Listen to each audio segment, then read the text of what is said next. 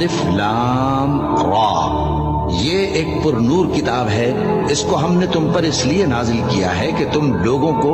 اندھیروں سے نکال کر روشنی کی طرف لے جاؤ، یعنی ان کے پروردگار کے حکم سے عزت والے خوبیوں والے مالک کے راستے کی طرف،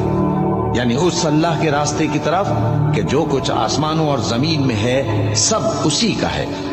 اور ان کافروں کے لیے عذاب شدید کی وجہ سے تباہی اور بربادی مقدر ہے جو آخرت کے مقابلے میں دنیاوی زندگی کو پسند کرتے اور لوگوں کو اللہ کے راستے سے روکتے اور اس میں کجی چاہتے ہیں۔ یہ لوگ بڑے دور کی گمراہی میں ہیں،